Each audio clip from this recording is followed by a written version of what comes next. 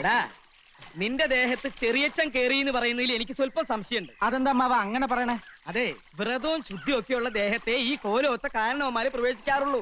നിനക്ക് ഈ ഇടയായിട്ട് സ്വല്പം ചുറ്റിക്കളിയൊക്കെ ഉണ്ടെന്ന് ഞാൻ അറിഞ്ഞിരിക്കണു.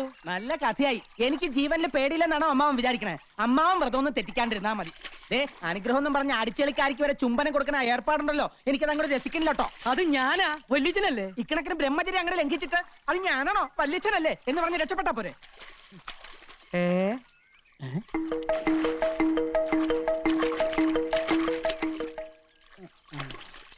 കണ്ടോ, സ്ത്രീകളെ കാണുമ്പോൾ ഈ നോട്ടം തന്നെ ശരിയല്ല. ഞാൻ ആരാണെന്ന് നോക്കിയതാ. അത് ഞാൻ നോക്കി പറഞ്ഞു തരാലോ. നമ്മുടെ അടിച്ചെളിക്കാരി മീനാക്ഷിയാ. യോ, നോക്കി നിന്ന് കൺട്രോളുകളാ ഞാനില്ല. ഞാൻ പോവാണേ. എനിക്ക് നല്ല കൺട്രോൾ ഉണ്ട്. നീ പോയിക്കോ. എനിക്ക് ഇത്തിരി നേരം കൂടെ കുളിക്കണം. മനഃശക്തി വേണടാ, മനഃശക്തി. ഓ, മനഃശക്തി. സ്വന്തമായിട്ട് ആനയെ വാങ്ങാനോ കഴിവില്ല. അപ്പൊ പിന്നെ ഉത്സവം കണ്ട് രസിക്കാലോ അല്ലേ? നീ എന്താ ആനാന്ന് പറഞ്ഞോ? അല്ല, അമ്മാവനെ കണ്ട ഒരു ആന ചന്തണ്ടെന്ന് പറഞ്ഞതാ. ഇതൊന്നും അല്ലടാ, ഒരു 10 വർഷത്തിന് ശേഷം നീ എന്നെ കണ്ടിട്ടുണ്ടോ? പിന്നെ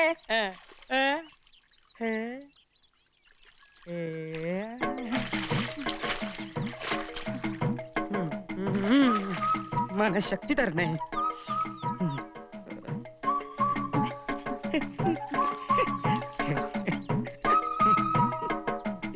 ചിരിച്ചിട്ടൊന്നും കാര്യമില്ല, ബ്രഹ്മചാരിയായി പോയില്ലേ. ഇവളിത് എന്തു ഭാവിച്ച? ഞാൻ അത്രക്കാരനൊന്നുമല്ല. ഭഗവതി, മനഃശക്തി തരാൻ മറന്നു പോവല്ലേ. നീ മനഃശക്തി ഒന്നില്ലെങ്കിലും ഞാൻ സ്വന്തമായിട്ട് ഇത്തിരി മനഃശക്തി ഉണ്ടാക്കാൻ പോവാ. കിട്ടില്ലോ, കിട്ടി.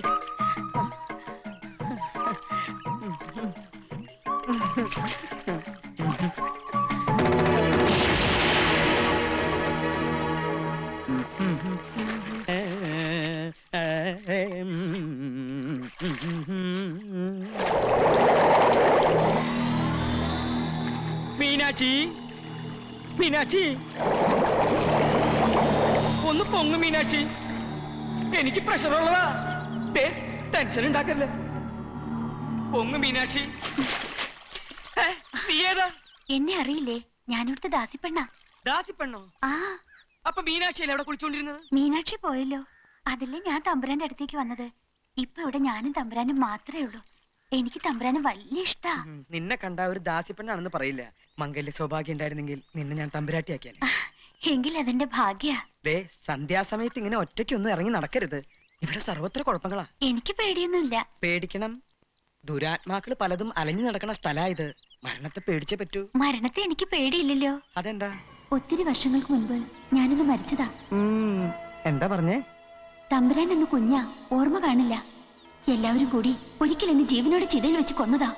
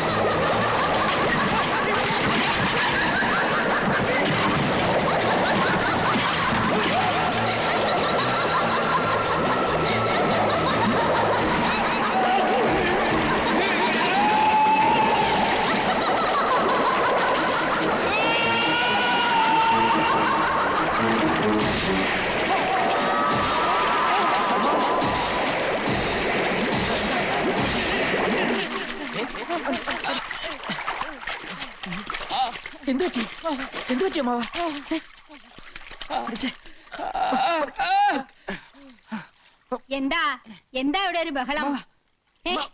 എന്തു പറ്റി എന്റെ രാമന്? അയ്യോ കൃഷ്ണ, എന്താ പറ്റിയേ? എനിക്കൊന്നും അറിയില്ല മുത്തശ്ശി. ഞാൻ കുളി കഴിഞ്ഞ് നേരത്തെ പോയി. പക്ഷെ അമ്മാവൻ കുളിക്കുമ്പോ തൊട്ടപ്പുറത്ത് നിന്ന് ദാസി പെണ്ണുങ്ങൾ കുളിക്കുന്നുണ്ടായിരുന്നു. ഇനി ദുർബല നിമിഷത്തിലെ ബ്രഹ്മചര്യം വല്ലതും ചതിച്ചോ ഭഗവതി? പണിക്കരെ, ഉടനെ മേപ്പാടുന്ന വരുത്തുക.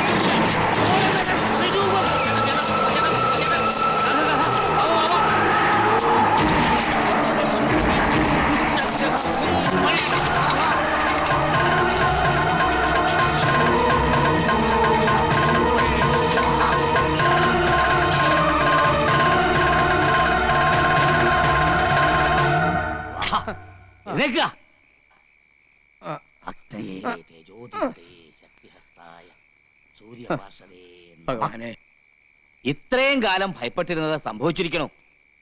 ആവാഹിച്ച് ബന്ധനസ്ഥയാക്കിയ ദുരാത്മാവ് എങ്ങനെയോ രക്ഷപ്പെട്ടിരിക്കണു. വരുന്ന വഴിക്ക് നോമുള്ള സാന്നിധ്യം മനസ്സിലാക്കിയിരിക്കണു. ഇതെങ്ങനെയാ സംഭവിച്ചത്? ഇവിടെ ആരെങ്കിലും ബ്രഹ്മചര്യം ലംഘിച്ചോ? വ്രതാനുഷ്ഠാനങ്ങൾക്ക് വിഘ്നം വരുത്തിയോ? കണ്ടില്ലേ, ജപിച്ചു കെട്ടി ഏലസ് പോലും നഷ്ടപ്പെടുത്തിയിരിക്കണു. കൈയിങ്ങട് നീട്ടുക. ജീവൻ തിരിച്ചു കിട്ടിയത് ഏതോ മഹാഭാഗ്യമെന്ന് കരുതിയാ മതി.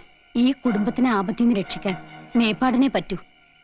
തമ്പുരാട്ടിക്കറിയില്ലേ, അവളത്ര നിസ്സാരക്കാരിയല്ല. ഗർഭിണിയായിരിക്കുമ്പോ ജീവനോടെ വെന്തരിഞ്ഞവളാ. ലോകത്തൊരു മാന്ത്രികനും പെട്ടെന്ന് അവളെ ആവാഹിക്കാൻ പറ്റില്ല. 41 ദിവസത്തെ വ്രതാനുഷ്ഠാനങ്ങൾ ഹോമങ്ങളും ചെയ്ത് കരുത്താർജിച്ചാണ് അന്ന് അവളെ നോം ആവാഹനം ചെയ്തത്. വീണ്ടും ആ കരുത്ത് നേടേണ്ടിയിരിക്കണോ? ഇല്ലെങ്കിൽ നമ്മെ പോലും അവൾ അപകടപ്പെടുത്തിയിരിക്കും. തൽക്കാലം എല്ലാവരും കരുതിയിരിക്കുക. ജപിച്ചു കെട്ടിയ ഏലസ് നഷ്ടപ്പെടാതെ സൂക്ഷിക്കുക. കടുത്ത ബ്രഹ്മചര്യവും കർമ്മങ്ങളും കർശനമായി പാലിക്കുക. പരസ്ത്രീകളുടെ സാമീപ്യം ബ്രഹ്മചര്യ ലംഘനാവോ? എന്താ സ്ത്രീ സാമീപ്യം വേണമെന്ന് കൃഷ്ണൻ തമ്പുരാൻ വല്ല മോഹം ഉദിച്ചോ? ഏയ്, അങ്ങനൊന്നുമില്ല, അറിഞ്ഞിരിക്കാം. ഈ തറവാട്ടിൽ ഇന്ന് ജീവിച്ചിരിക്കുന്ന അനന്തരാവാസികളായ 3 ആന്തരികളും കർശനമായി ബ്രഹ്മചര്യം പാലിച്ചേ പറ്റൂ. യക്ഷി എന്നെയാ നോട്ടിട്ടിരിക്കണേ. വല്ല ദാസ്യപ്പെണ്ണിന്റെ രൂപത്തിലും ഇനിയും അവള് വന്നാലോ? എന്നെ രക്ഷിക്കണം. പേടിക്കണ്ട. അതിനാണ് മന്ത്രം ജപിച്ച് നാം ഏലസ് തന്നിരിക്കുന്നത്. അവൾ ഏത് രൂപത്തിൽ വേണമെങ്കിൽ പ്രത്യക്ഷപ്പെടുകയോ വേണ്ടി വന്നാൽ സ്പർശിക്കുകയോ ചെയ്തോട്ടെ. പക്ഷെ ഏലസ് ഉള്ളിടത്തോളം കാലം നിങ്ങളെ ദുർമരണത്തിലേക്ക് നയിക്കുവാൻ അവളെ കൊണ്ടാവില്ല. ഈശ്വരാധീനം ഉണ്ടെങ്കിൽ അപകടം ഒന്നും സംഭവിക്കില്ല. എനിക്ക് അല്ല, ഉണ്ണിക്കുട്ടൻ എവിടെ? ഉണ്ണി നാളെ വൈകി എത്തൂ. തൊഴാൻ ഗുരുവായൂർ പോയിരിക്കുക. എന്താ ഭഗവതി ഈ കേക്കണേ? പ്രേമെന്നോ? കൊല്ലും നിന്നെ ഞാൻ. ആവശ്യത്തിലേറെ ലാളിച്ച് വഷളാക്കിയതിന്റെ കുഴപ്പമായി കാണണേ. ഞാനിവിടെ 46 വയസ്സ് കഴിഞ്ഞ് നിൽക്കാൻ തുടങ്ങിയിട്ട് കാലം കുറയായി. എന്നിട്ട് ഇങ്ങനൊരു ചിന്ത എനിക്ക് വന്നിട്ടില്ല. മോഹങ്ങളൊക്കെ അടക്കി ഒതുക്കി ചുരുട്ടി മനസ്സിൽ വെച്ചോണ്ട് നടക്കാ ഞാൻ. എന്തിനാ? ജീവനെ പേടിച്ചിട്ട്. ഇവിടത്തെ പുരുഷന്മാര് ബ്രഹ്മചര്യം തെറ്റിച്ച എന്തൊക്കെ ദുരന്തങ്ങളാ ഉണ്ടാവാന്ന് നിനക്കറിയോ? ഇക്കാലത്ത് ഇതൊക്കെ പറഞ്ഞ ആരെങ്കിലും വിശ്വസിക്കോ? ഒക്കെ വെറും അന്ധവിശ്വാസങ്ങളാ. നിന്റെ പ്രായത്തിൽ ഞാനും ഇതൊക്കെ തന്നെ പറഞ്ഞത്. മീനാക്ഷിയെ വെറുതെ ഒന്ന് നോക്കിയതിന് ഞാൻ അനുഭവിച്ച കഷ്ടപ്പാടുകൾ എന്തെന്ന് എനിക്കല്ലേ അറിയൂ. അമ്മാവൻ എന്തൊക്കെ പറഞ്ഞാലും ശരി, എനിക്ക് അവളെ വിവാഹം കഴിച്ചേ വെക്കൂ. നീ ഇത് എന്നോട് പറഞ്ഞത് പറഞ്ഞു. ഇതെങ്ങാനും മുത്തശ്ശി അറിഞ്ഞാൽ എന്താ ഉണ്ടാവാന്ന് നിനക്കറിയോ?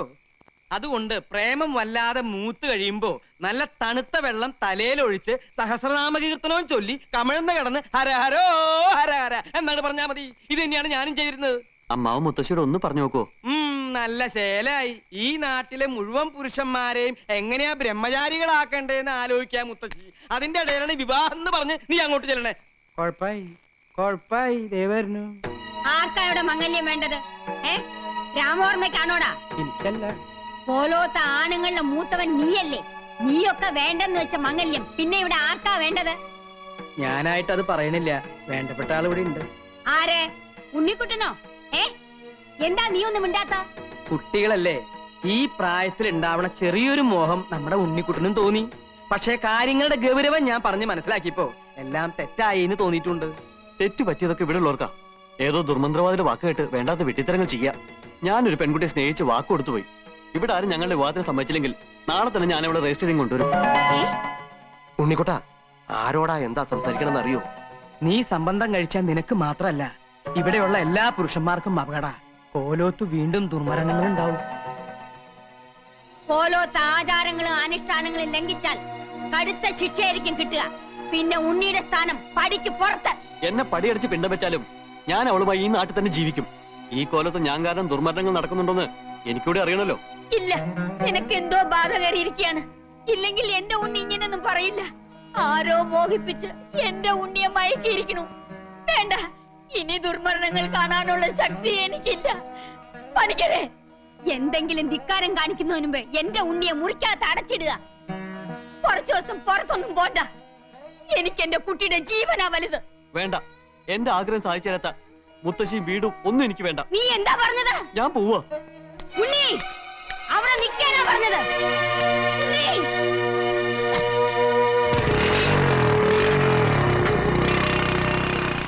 അവൻ എവിടെ പോകാനാ മുത്തശ്ശി? 1 മണിക്കൂറിനകം അവൻ തിരിച്ചു വരും. വരണ്ട. ഈ ആഗ്രഹം മനസ്സിൽ വെച്ചോണ്ടിരിക്കുന്നവൻ ഇനി കോലോത്തേക്ക് വരണ്ട. ഞാൻ ഇങ്ങോട്ട് വന്നിട്ട് നേരം കുറെ ആയേ ത്രേസ്യ, ഇനി അങ്ങോട്ട് പോട്ടെ. അങ്ങനെ ഇപ്പൊ പോവേണ്ട കേട്ടാ, കുറച്ചു നേരം കൂടി ഇരുന്നിട്ട് പോയാ മതിയെന്ന്. അയ്യോ, ഞാൻ ഇവിടെ ഇരുന്നിട്ട് ഒരു പ്രയോജനവും ഇല്ല. മേപ്പാടം മേപ്പാടൻ എന്ത് പറഞ്ഞാലും നിങ്ങളുടെ ഒരു മേപ്പാടൻ. അയാളെ എന്റെ കയ്യിലോട്ടൊന്ന് കിട്ടട്ടും. അയ്യാക്കട ഒരു ദുർഗന്ധവാദം. ആരാണ്ടും വരുന്നു. അങ്ങ് അകാലം അല്ല ത്രികാലം ജ്ഞാനിയല്ലേ സ്വാമി? ശരണം ശരണം പൊന്നയ്യപ്പ സ്വാമി, അല്ലാതെ ശരണമില്ല സ്വാമി. ശരണം. രക്ഷിക്കണം. എന്റെ ഉണ്ണി ഈ കുടുംബത്തിന്റെ അന്തകനായി മാറാൻ പോണു. അവന് വിവാഹം കഴിക്കണമെന്ന് ഏതോ ഒരു പെണ്ണുമായി അവന് പ്രേമമാണെന്ന്. ഈ കുടുംബത്തിലെ പുരുഷന്മാർക്ക് ഈ ജന്മത്ത് സ്ത്രീ സുഖം പാടില്ലെന്ന് അറിയാലോ. എന്റെ മോന്റെ മനസ്സ് മാറ്റാൻ എന്തെങ്കിലും ഉപദേശിക്കണം. ഓ, ഒന്നും മനസ്സിലാവുന്നില്ല. മനസ്സ് മാറ്റിത്തരാൻ ശ്രമിക്കാമെന്ന് അദ്ദേഹം പറയുകയായിരുന്നു. മാത്രമല്ല, ഈ കോലോത്തെ ആണുങ്ങൾക്ക് വിവാഹം കഴിക്കാൻ കഴിയുന്ന തരത്തിൽ ഒരു വിശേഷാൽ പൂജ നടത്തി തരാനും അദ്ദേഹത്തിന് ഉദ്ദേശമുണ്ട്. എന്ത് പൂജ നടത്തിയാലും അത് ശരിയാവില്ല സ്വാമി. കർമ്മികളിൽ വെച്ച് കർമ്മിയായ മേപ്പാടിന് പോലും ഈ കുടുംബത്തെ ബാധിച്ചിരിക്കുന്ന ദുരാത്മാവിനെ പേടിയാ. അത്രയ്ക്ക് ഭയങ്കര അവള്. അതിനേക്കാൾ ഭയങ്കരിയ എന്റെ കുട്ടിയെ മയക്കി വശത്താക്കി അവൾ.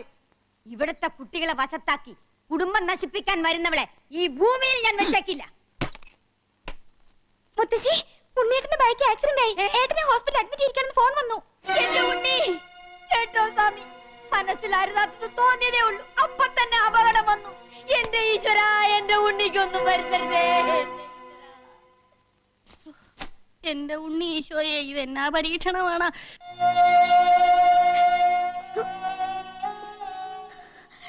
എന്റെ പരദൈവങ്ങളെ, എന്റെ കുട്ടിക്ക് ആയുസ് കൊടുത്തല്ലോ, അത് എന്റെ ഭാഗ്യം. ഇപ്പൊ എന്റെ മോന് മനസ്സിലായോ, തെറ്റായതൊന്നും ചിന്തിക്കരുത്. ചിന്തിച്ചതേ ഉള്ളൂ, അപ്പോഴേക്കും നിന്നെ അപകടത്തിലാക്കിയില്ലേ. ഞാൻ മനഃപൂർവ്വം അപകടത്തിൽ ചാടിയതാ, ചാകാൻ വേണ്ടി തന്നെ.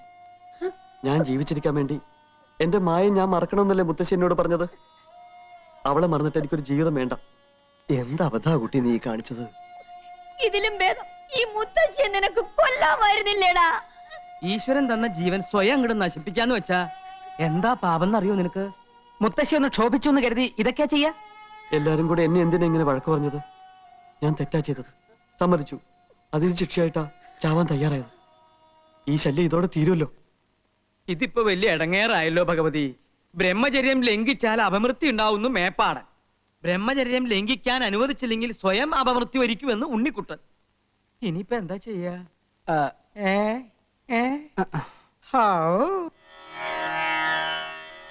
ഇന്ദ്രായ സുരധിപതേ വജ്രഹസ്തായ സൂര്യപാർഷദേ നമഃ.